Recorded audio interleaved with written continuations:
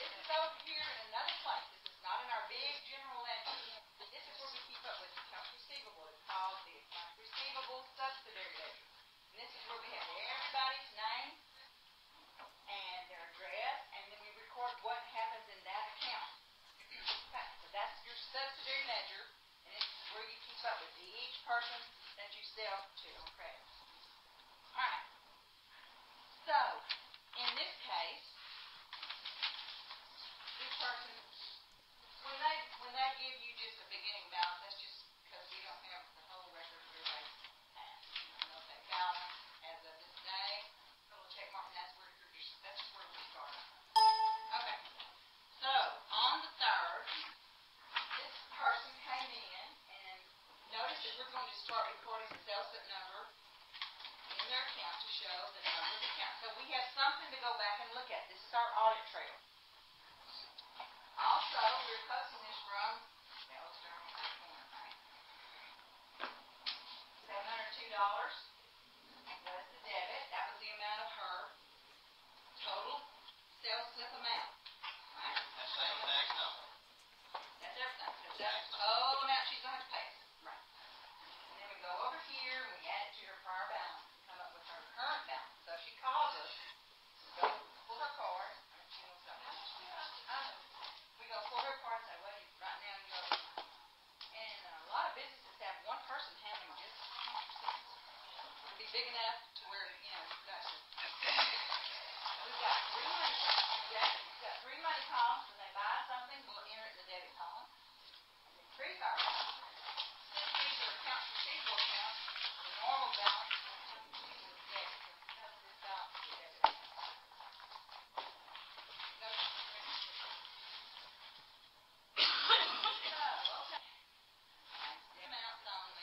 So we post in the sales journal to each customer's account. We do that daily. Each credit step we put in the sales journal, and then we post it to the customer's account in the accounts receivable subsidiary. Alright. Here's how we do it. Here's our sales journal, page 1. Here's the date, the sales slip number. Alright.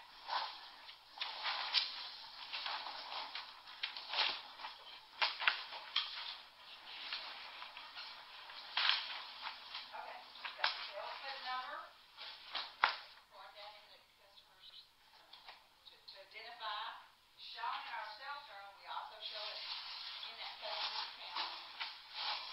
Sales on page 1, now the sale, cross, add your balance, and then check mark. The last step, to show that you did it, right? And just as a look to the future, when that customer pays you, you're going to record that payment in which journal? Cash receipts, because they paid you cash, right? Alright? And then that's going to go in the cash receipts journal. That's not till chapter 9, but we're looking at it right now just so you understand that when they pay, and in this case, you can see where this customer actually paid something, right? Shows the cash receipts journal. That's where you got the information. And it's a credit as it pays. So it reduces the amount of prior balance. Now they owe $702. Okay. Alright. Okay. That's what's posted from the cash receipts journal. Okay. A sale entered when the goods are sold or the service is provided. If something's wrong, then we may give a sales return or a sales allowance, which you kind of got a little peek at, didn't you, on your assignment? Yeah.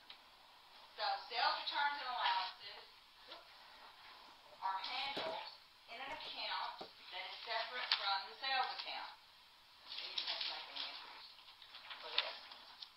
But when we do issue a sales return or an allowance on an amount that a customer owes, we don't take anything out of our sales account. Sales stays whatever it is.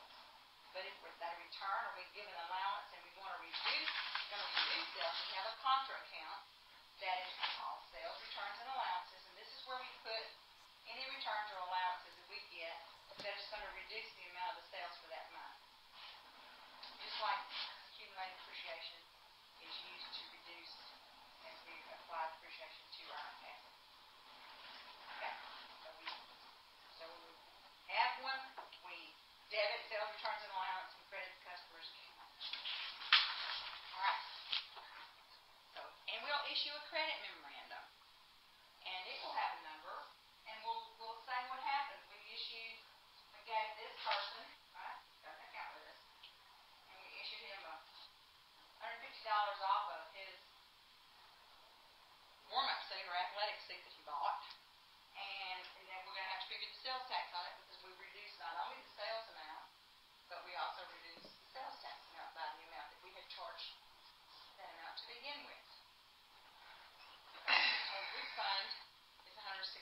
or the total amount reducing his account.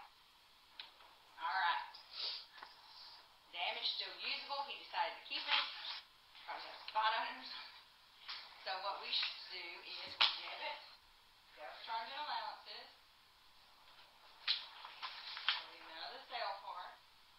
We debit the sales tax for the amount of the tax on that sale, and we credit that customer's account for the amount that he had been charged to begin with.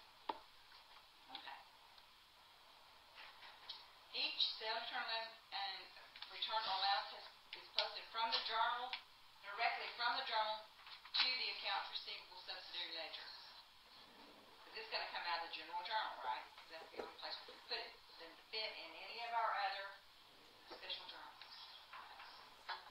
So from the general journal, right, we show sales returns and allowances, we show the sales tax payable account when we post it, and then we're also going to post the credit going to be posted to not only the person's individual account, but to the big accounts receivable account, because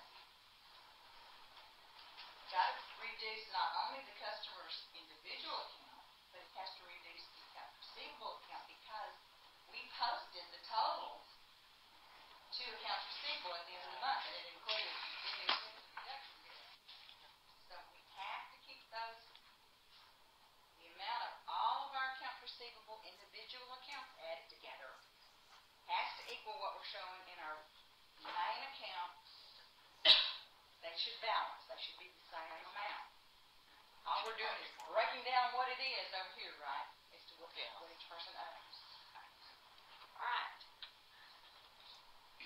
So we post it to both places. Okay, now let's look at our income statement. So our income statement is going to look just a little bit different. Before, all we showed was something like fees income because we had a service company, right? But now we have a sales company. So our revenue is going to show total sales. And then we're also going to show on this income statement less the amount that's in our sales returns and allowance account, just so that we have net sales. So you just have to take out, show what they have returned or an allowance something that reduces your total sales amount. Then we work with net sales now. That's our revenue for the month, and then we do our expenses. Okay? All right. Okay. Our subsidiary ledgers, again, they don't eliminate our main account where we used to just put everything in there. They are the individual pieces of that total main account. Okay, so we're now considering that accounts receivable account in the general ledger our control account. If you look at it, go add up all our accounts receivable, it should be the same amount that's in our accounts receivable account in the general ledger. At the end of the month, after we've done all of our posting, we must look and see and be sure that these two numbers match. To be sure that we've posted things to everybody's account. So what we can do is take the total of our individual customers' account balances and be sure that we equal the balance in our general ledger account. What we do is we list them. It's called a schedule of accounts receivable. A schedule in accounting means list. It's just another term. In accounting, schedule means a list. Alright, so we're going to list all of our accounts receivable. Go look at each person's account. Write it down on the list. Add it together. We've got to be sure that it balances with, equals the amount that we're showing as having in accounts receivable. Okay? Okay. We're going to look at a few other things, not in detail because some of these things were covered in your math course. Maybe some of you hadn't had it. So maybe we'll take a quick look at it. Hadn't had it. Okay. Trade discounts, and let's look at those right quick. Okay. Many times when we're selling, wholesalers in particular, they're the people that make the product. They're selling to people that are going to sell it. Like Walmart's got a bunch of wholesalers out there making all the products, right? And they buy from the wholesalers, people that are manufacturing.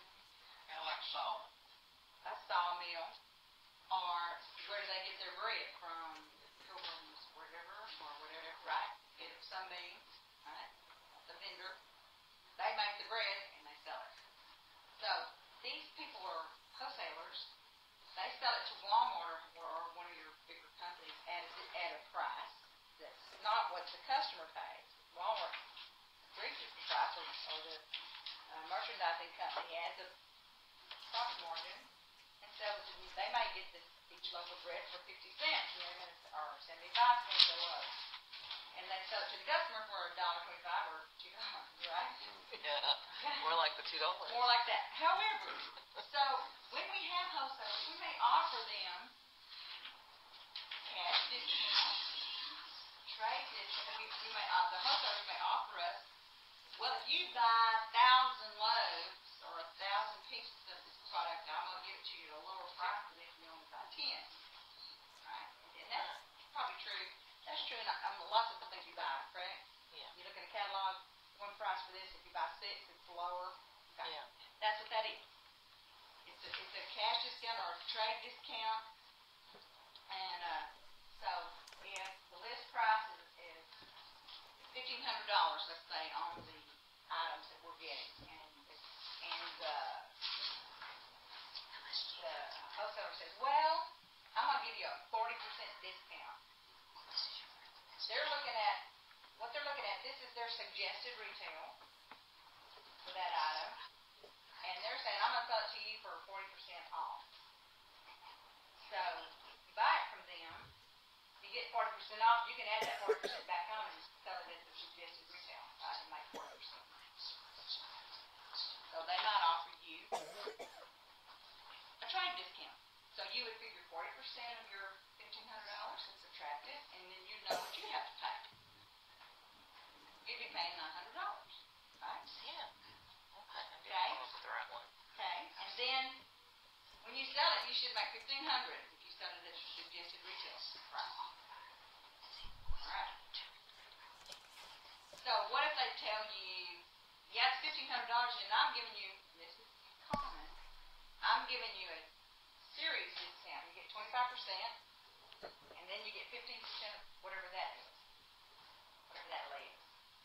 So you figure your first discount first, 25%. 25% of the total. Of the total, and that becomes 25 times 15, 375. So you're going to subtract that, and really I should have showed get, because you need to subtract it and then multiply whatever you get times 15%. You get your minus 168.75, right?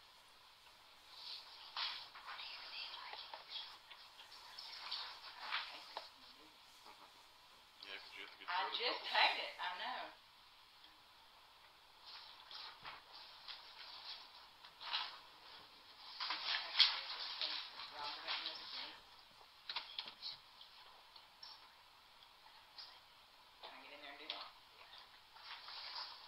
So what do you get when you take out 1,500 minus 275? 11.25. Yeah.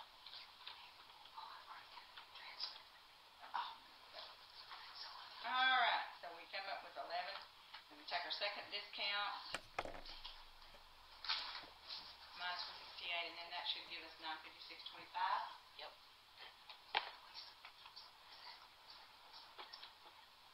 Okay. All right. Okay, so this is one, subtract it, do your next one, subtract it, and then get the amount you have to pay. Some of them do 3. Has anybody ever gone to, let's see what we used to do all the time. Goodies used to do this. Anybody ever shopped at Goodies? Yeah. I know it's not the same. You walk the door, it was they would do this the rest of you weren't sure what you're going to have to pay. They take, first they'd say 50% off sale price, then 20% off of that, then another 10% a day. You might sit there and they start talking to this. I'll change it. Okay. Nice one. All right. So. Looks like JC. You go in there and put if you price you not smart. Because they have to sell every day. Yeah. Their sales is a retail price. They're just trying to. However, that's I know. I think mark it up right before Christmas, and then at Christmas, Yeah. they'll say, "Oh, we got this on sale." And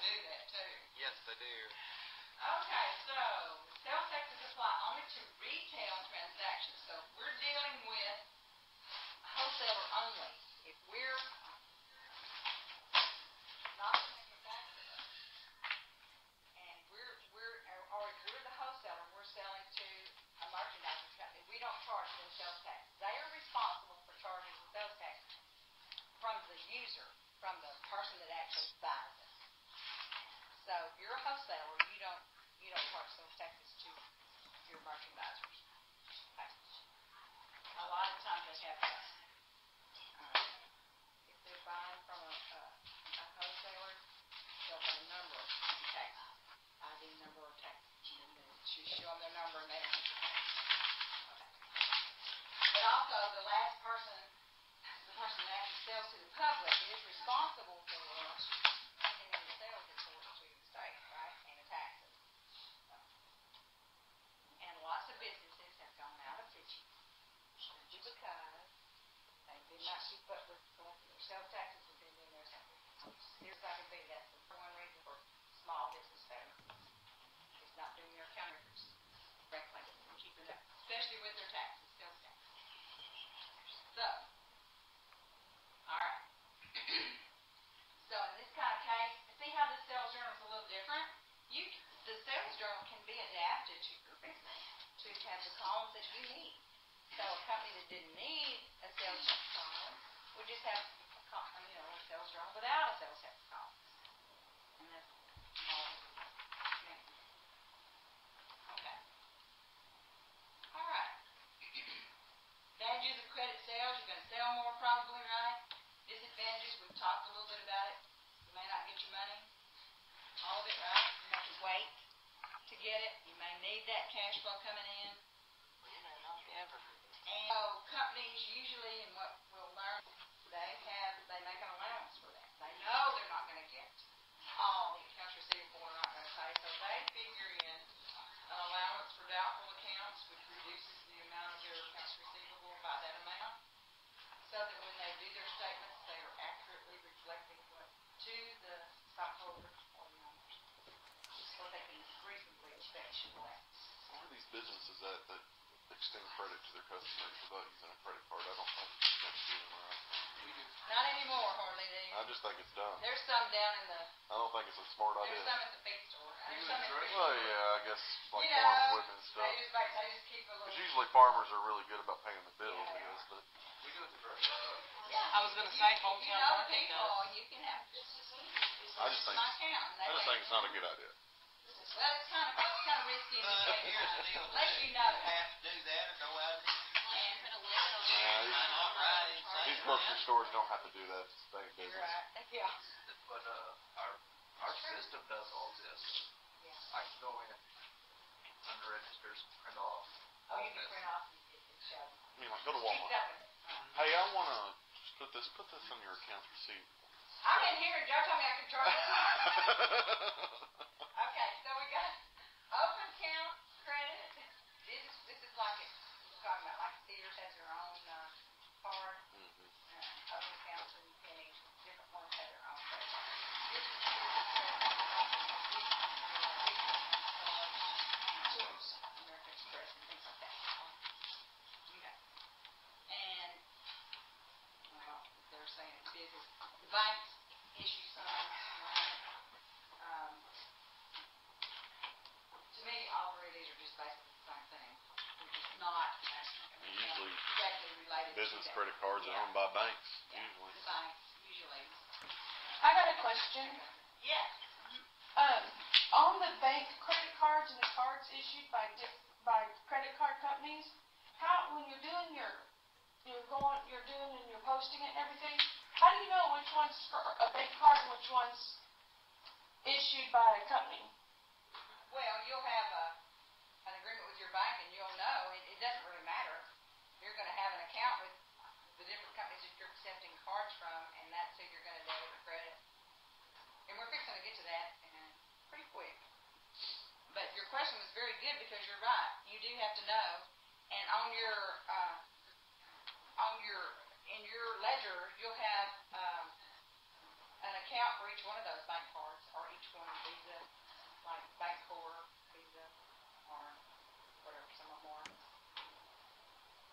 Some of them I can't think I of. was looking at that the other day, and I don't guess I really knew that you And different had ones. to do that. Yeah, you keep it up with it, and then, because what you're doing is American Express or different Visas, but they'll all have the Capital One. So as you have that, it'll be an accounts receivable sort of for you, but you're going to get your money instantly because your bank handles that. And as you take these slips that you've collected from the customers to your bank, they collect from the credit card company and put it in your account like that. So you're not at risk for that.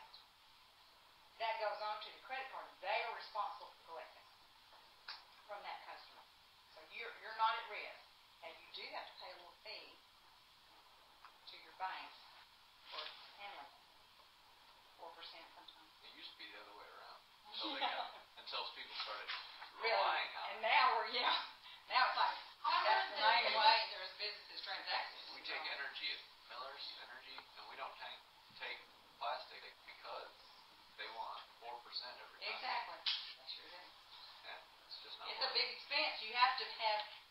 to, be sure that you're gonna, well, actually, you added into your cost. Talking about energy, like Oh. power? Well, you know what? Yeah, but if you don't Okay, use if you go it, to a gas station, let's say for instance, and you look at their prices of gas, they will have one price for cash and one price for credit. They add in the cost. So if you choose to use credit, or you pay 2 or 3 cents more per gallon, because you're paying for the fee now. And they usually have it posted up there. Some of them don't, some of them go ahead and charge you the same either way you pay it, but Well, like the Valero here, if you pay in cash, they give you cash back. They give you a cash, they just give you cash back. So which is basically the same thing, they just do it differently. on the card, the Valero card, is that what you're saying?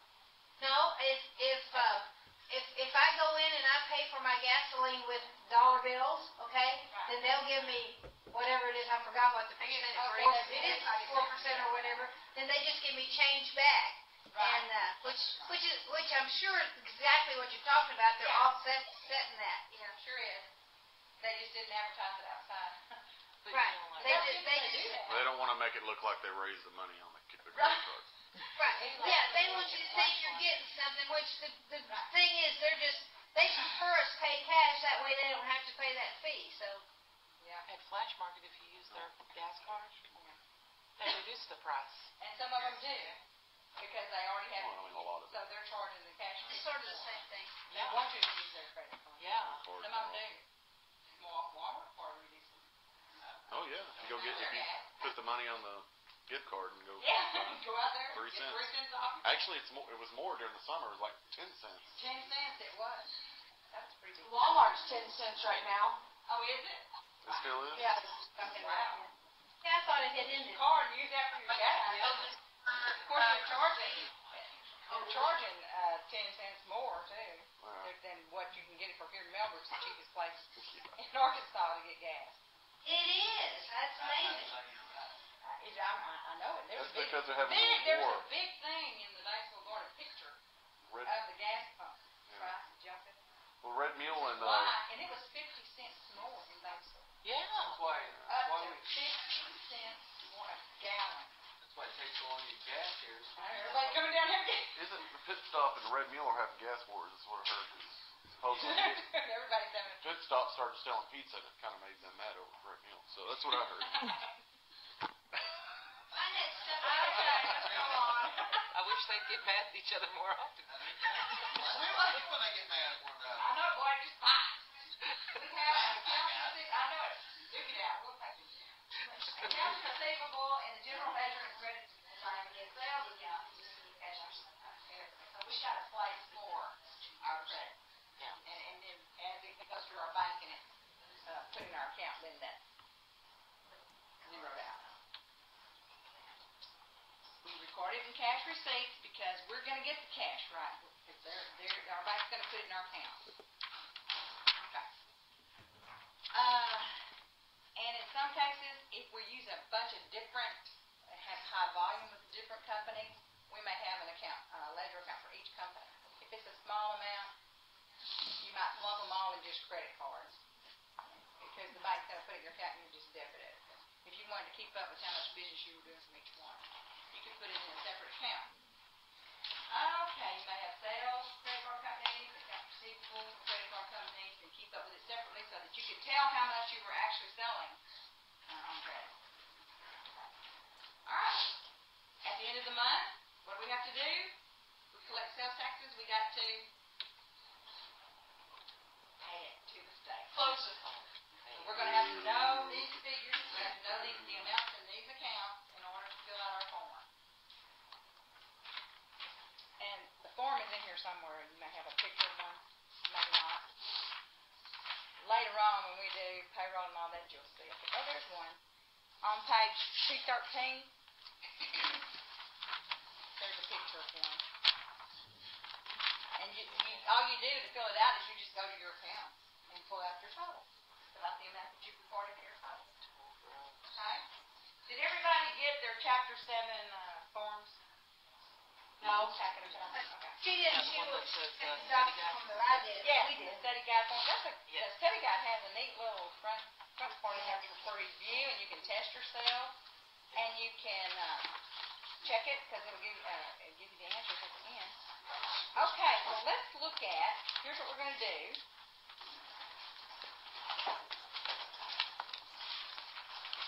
Our focus is gonna be